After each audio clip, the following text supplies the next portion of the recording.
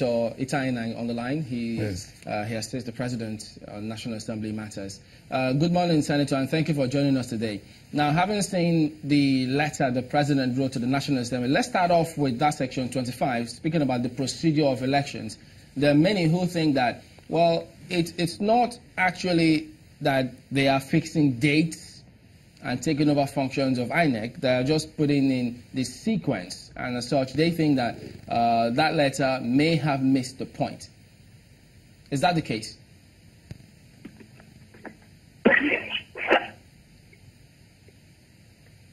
Senator Tyler, can you hear me? I believe that okay. Go ahead. It is. I will not in this matter descend into the arena of the legislation. I'd rather be speaking as liaison. And in the course of the hearing, submissions were made, and very serious legislative and constitutional issues arose.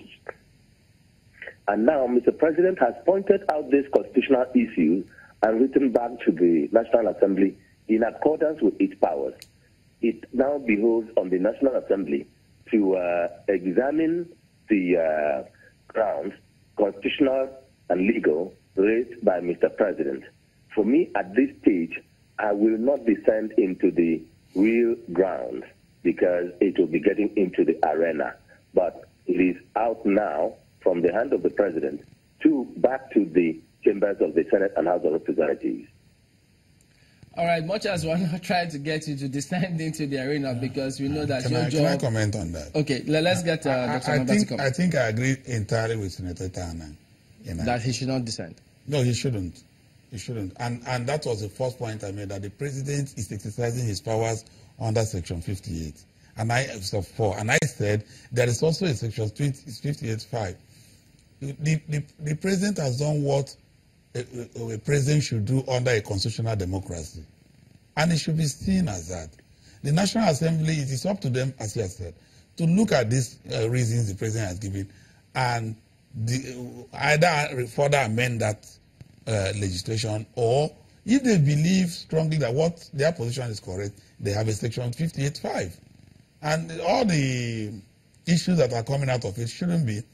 And if INEC or any group, there's public interest litigation.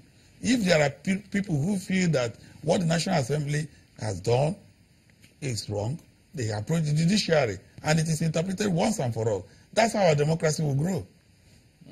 But Senator Enang, as it stands today, because you're going to be advising the President on this matter, which perhaps you may have done as he's carried out his responsibility, but you will still have a role to play if the National Assembly goes ahead and veto it, wouldn't you? I agree with you that at this stage, the National Assembly is to look at under the standing orders of the Senate and House of Representatives. The National Assembly is to look at the constitutionality of the questions raised by Mr. President. And in the course of it, they may have to seek legal opinion. They will have to look at the judgments which were made. And speaking straight, the President, in taking these decisions, had to look at several judgments of the Supreme Court in respect of election petitions, in respect of challenges. There was also a decision of the court in 2002, which the National Assembly was sued, that we have no power to make laws relating to local government elections. And the entirety of that section was struck down, and it was only preserved for the purpose of the Federal Capital Territory. So it is for the President, having looked at those judgments, and for the National Assembly again to look at this judgment and what took us to court in 2002, and other judgments that has arisen then after, and look at the various amendments that have been made to the Constitution, and then look at the Electoral Act as it were, and then advise itself. It may advise itself to adhere to what Mr. President has done and to agree, and then it will now do amendments and forward it back to Mr. President, or act otherwise in accordance with his constitutional powers. Dr. Ananaba, so if that were the case, and the National Assembly availed themselves with those judgments that the President looked at before writing this letter, if they were to look at that and still decide to go ahead and veto, does it look as if we may have ourselves a long-drawn battle here if the executive decides to take the matter to court? Well, you're talking of the possibility of the matter going to court? There are two things. Remember, even the Constitution can be amended by the National Assembly.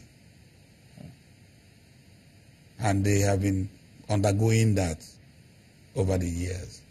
Now, I will say that the National Assembly is not infallible.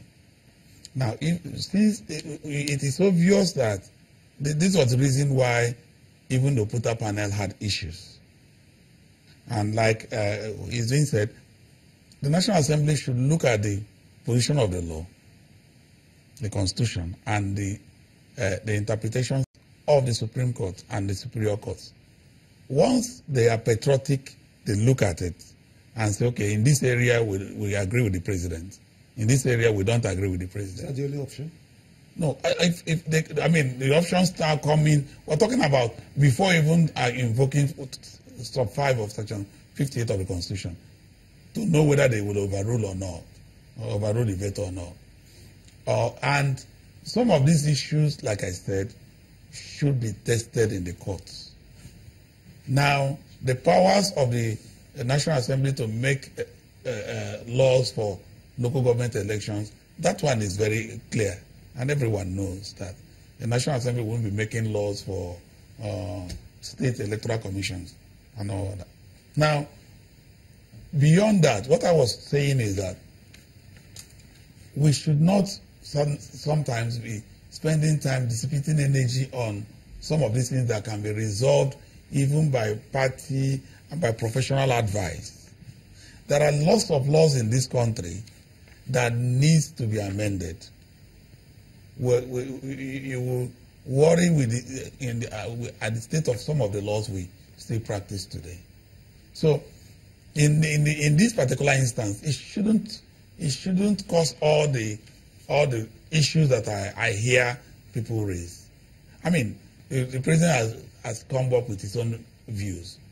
National Assembly will look at it. All right, let me bring back Senator Enang on Yes. this one. Senator, only recently, too, the President refused his assent on the Peace Corps bill.